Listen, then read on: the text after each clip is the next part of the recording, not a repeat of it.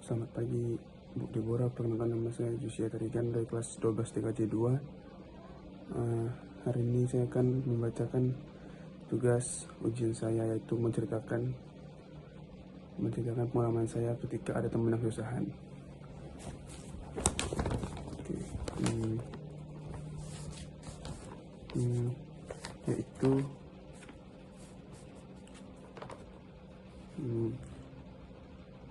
kawan yang sedang kesusahan, judulnya. Angin sore berhembus pelan ketika aku berjalan pulang dari sekolah. Matahari hampir tenggelam, meninggalkan warna jingga yang samar di langit. Di ujung gang, aku melihat temanku duduk sendirian di bangku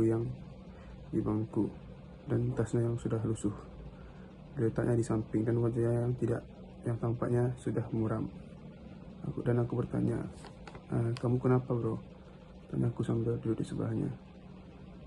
Temanku tersenyum kecil, tapi aku tahu itu bukan senyum yang sebenarnya. Nggak apa-apa, cuma capek. Aku mengenal dia sejak kelas 7 SMP. Dia anak yang baik, cerdas, rajin, dan selalu membantu teman-temannya. Meskipun hidupnya serba terbatas. Ayahnya hanya seorang buruh harian, sedangkan ibunya berjualan di depan rumah. Seringkali temanku tidak membawa uang jajan, dan aku tahu dia malu jika ada yang memperhatikannya. Aku memandangi tasnya yang robek di bagian samping. Aku mengangguk meski hatiku sedikit tercekat. Di sekolah, kami sedang diminta membawa alat lukis untuk tugas yang besar. Aku tahu dia belum membelinya karena harganya cukup mahal. Dan aku bertanya, "Bro, soal alat lukis kamu sudah beli?" Tanyaku hati-hati. Temanku menunduk.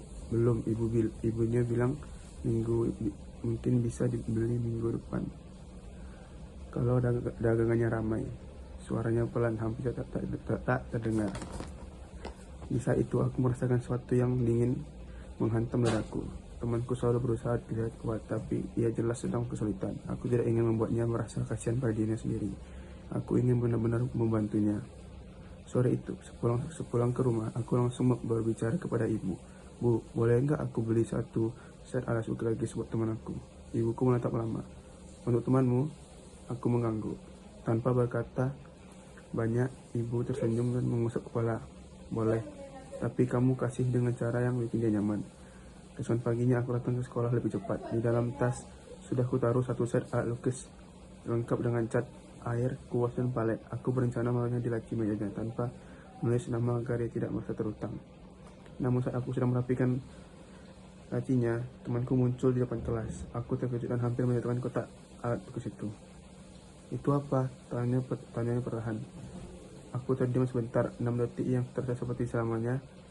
Lalu aku tersenyum. "Ini buat kamu, biar kamu bisa ikut tugas besok." Temanku menatap, matanya berkilat.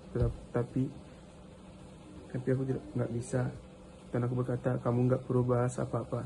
Potongku lembut. "Kamu cuma perlu terus jadi baik. Kamu cuma perlu jadi temanku yang hebat." Air mata yang ia tahan akhirnya jatuh juga. Ia memelukku erat. "Makasih ya, kamu sahabat terbaikku emang." Dan di luar bel masuk berbunyi. Tapi di dalam kelas kecil itu rasanya dunia berhenti sejenak.